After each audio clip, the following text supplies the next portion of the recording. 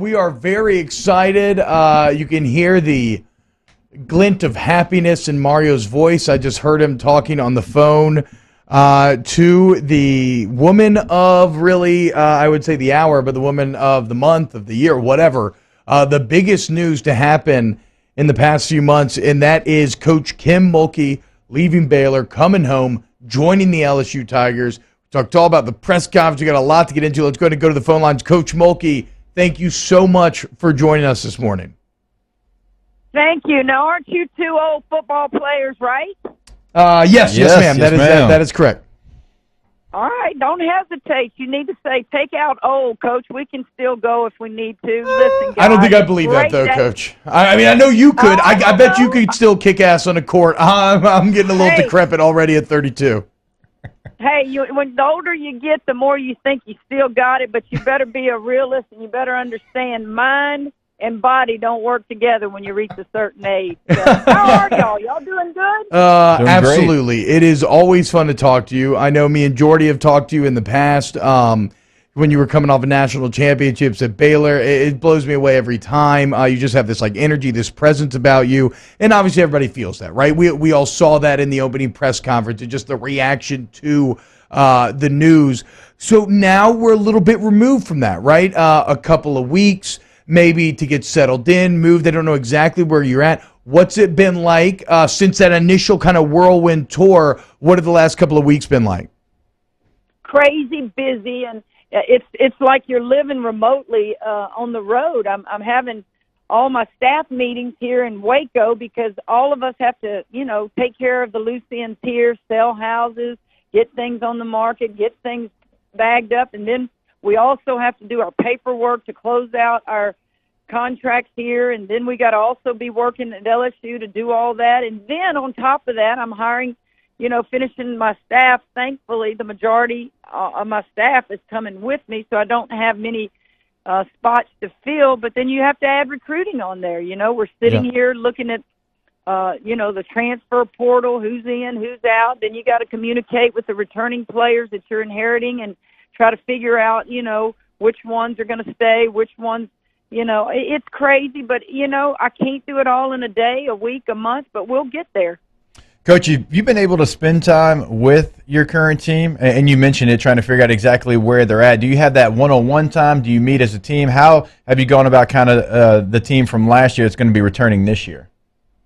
Actually, I met with them one time, and I did that collectively in the locker room when I came down there. And then I have all their contacts, and the coaches, fortunately, that are going to be with me have been in communication with them every day. Here's the hard part, guys. In the summers, that's when you can do, your strength and your conditioning, and you can have some individual workouts, and you can now even have team workouts. Well, guess what? I can't do it. I can't do it this summer because, one, I'm not going to be there. I'm trying to, I can't be both places and tie up loose ends everywhere. We're trying to get on the road in July. So in my mind, the returning players, that have signed up for summer classes can still work out with the strength and conditioning coach there. And then the freshmen that will be coming in that the previous staff signed, they will come in the second session of summer school. But it's uncomfortable for me because I'm a hands-on coach and I want my people right there in front of me. I know what they're doing every day, but we're not going to be able to do that for a while. If nothing else, I guess I'll sum it up like this. When fall starts, we're going to get after it, and I know that I'll be there and everybody will be there, my new team, new players, everything. But it's just kind of piecing it together right now. Here's just a little offhand thing that just kind of jogged my mind. Well, how do you approach strength and conditioning as a head coach? Do you bring somebody with you? I know that head coach could fall on either side in terms of how closely they work with that strength and conditioning coordinator. Well, I had my own strength and conditioning coach here, and he is going to stay here. Mm-hmm. I was just so grateful that the new coach at Baylor. When I say here, y'all got to remember I'm still sitting in Waco this morning, so that's what I mean when I say here.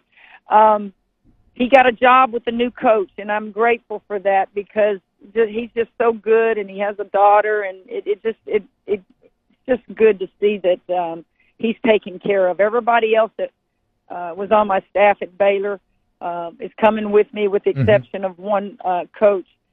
It is important to me, and here's the way I approach that.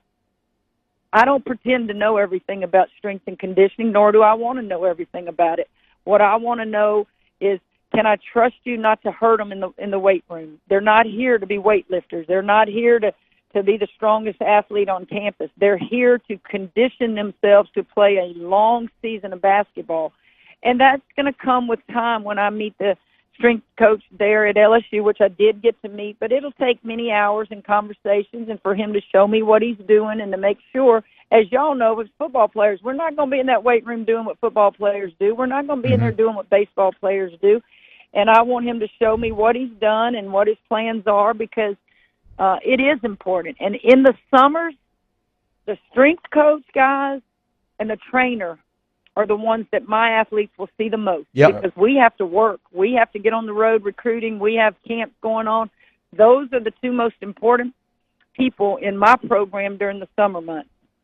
Well, and so you mentioned getting on the road and recruiting, and it's interesting. You're almost doing that in more ways than one, Coach. I've talked to a lot of people from the legislature, and it seems like you had quite an impactful speech today talking about the importance of name, image, likeness for college athletes, and especially for LSU. We all know the kind of advantages it can maybe represent. What is your view on name, image, and likeness, and how it will affect recruiting and just kind of college sports in general going forward?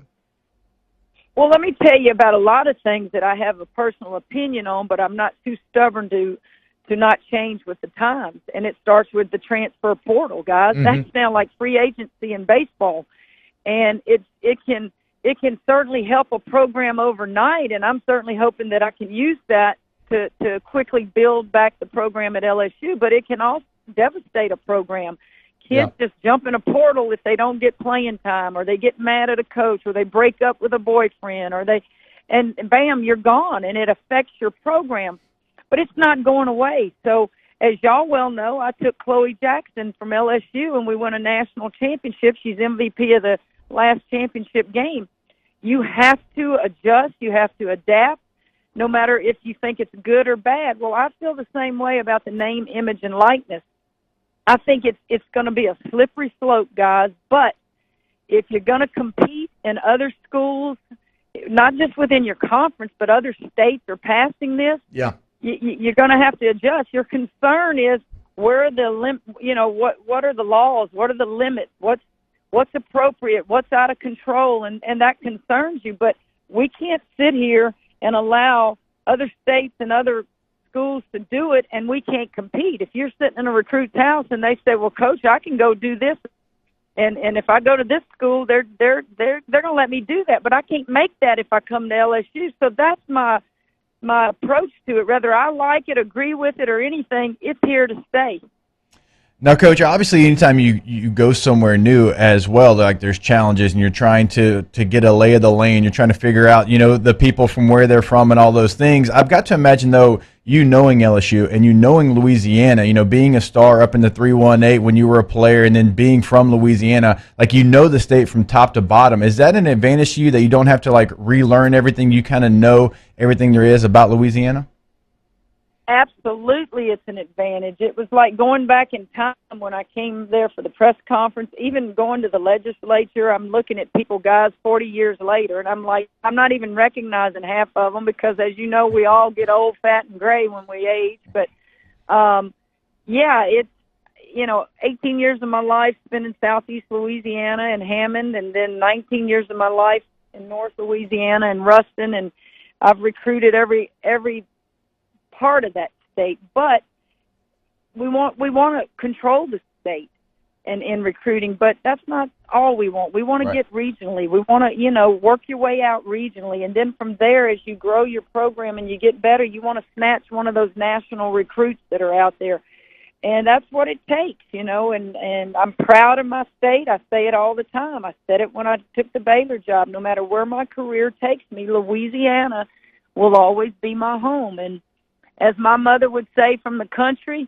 who would have thunk it that I'm now the LSU women's basketball coach? I don't think a lot would have, but for reasons just because you had too much success, right? It's like impossible to get somebody with the resume that you have to come to the school midstream. It's why everybody's so excited. It's why you saw this huge season ticket explosion when the news was announced. And I thought it was very interesting. In your opening press conference, Coach, I felt like you made a point of really encouraging the fans that, like, look, you are as much a part of this as anything. How do you view kind of the importance of people showing up at the PMAC for these games? Listen, winning solves a lot of ill will. Mm-hmm. But, guys, you're not going to all of a sudden just go, bam, we're going to win because Kim Mulkey's the coach. It doesn't work like that. You have to sell recruits, one, on your resume as a coach, but we've got to sell them on LSU in the state of Louisiana. Well, how do you do that if you're not winning right out of the gate? You'd say, look at this crowd. Look at them cheering. Look at the excitement they have. And imagine when you get here and we become better and we build this thing, they're hungry. They're hungry. And they believe in what we're doing. And that is why it's so important for people to be there right now as we try to get the program back on track. Hey, Coach, I want to ask you about the synergy of having all the athletic programs right now at LSU. You've got softball's doing great things, and you've got football winning a national championship, and we could go down the list. Track and field's #1 in the country in men's and women's. And how important is that, right, to have that synergy and have every program strive for greatness and really be in championship scenarios? It seems like that's something that you want to be a part of, and just watching you over the first couple of days, meeting with every coach there at LSU, I can tell that's something you're passionate about. Well, let me make it perfectly clear. There are coaches at LSU who are the elite of the elite in their sport, and that's what you want to be a part of. And the bigness of the SEC, the bigness of LSU, the bigness of 100,000 plus at a football game. Guys, I was at Louisiana Tech for 19 years, and you know the size of Louisiana Tech, and I love it. That's my alma mater. And then I came and went to Baylor, and you know the Big 12 and the size of Baylor and the size at football games. I've never been at a school, obviously in the SEC, but that every sport it's big. Every sport is big, and what an attraction that is for me. You know, it's kind of like you can be a big fish in a small pond, or you can be a small fish in a big pond, and we're all small fish at LSU, but we're in that big pond, and when one sport does good, we all do good, and I certainly am going to work hard to make all the coaches at LSU proud and want to bring their recruits to our games as well, and you know, one of the things I told, and it's just the truth, I'm very, very sensitive, as all of us in coaching are, about respecting the other coaches. And when Scott called me and the salary and all that, I said, Scott, how are you going to handle this with all the great coaches that you have at LSU? Because I'm sensitive to all those coaches and what they've done there. And he just said, Kim, your resume. Your resume. I mean, yeah. And I said, but you understand that's who I am, because I knew it would be public knowledge.